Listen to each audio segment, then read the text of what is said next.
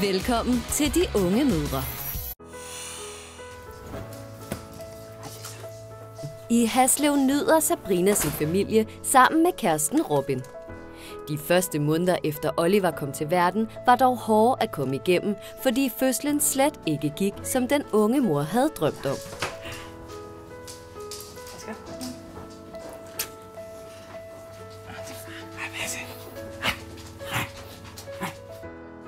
Jeg har altid bare glædet mig til selve fødslen, fordi det der med at få mit barn op til mig og ligge, det er bare så specielt. Under fødslen så faldt hans hjerterytme, og så blev det nødt til at tage ham ud med kuldkejsersnit.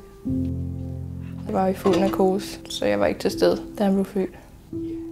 Og det var bare meget svært bagefter, så det endte med, at jeg fik en fødselsdepression. Har du haft en god dag? Ja, det var dig. Fint nok.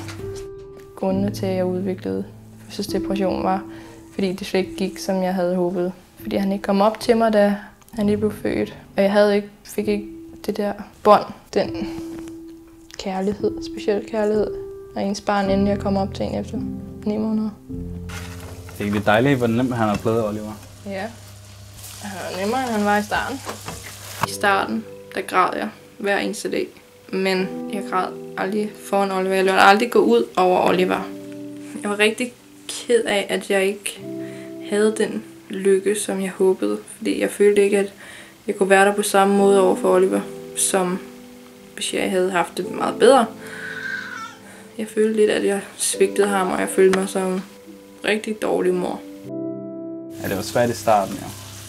Med alle de ting, der skete med fødslen, ikke? Det var en lidt hård tid. Jeg kan ikke huske så meget for det, fordi jeg levede i sådan en boble.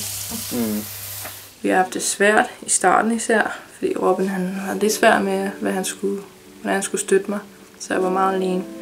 Men nu har vi det faktisk rigtig godt, at vi snakker om tingene. Og ja, vi elsker hinanden. Ja, det var bare hårdt. Man ikke var glad, at man havde fået ham. Der var så perfekt og dejligt. Man var glad for ham. Det var bare fødslen, der var hårdt for mig. Ja. Nu, når jeg blev mor, og jeg endelig har fået det bedre, og rigtig kan nyde det, så er det bare det allerbedste i hele verden. Jeg kunne slet ikke forestille mig et liv uden Oliver. Jeg kan slet ikke huske, hvordan det var, før jeg fik ham.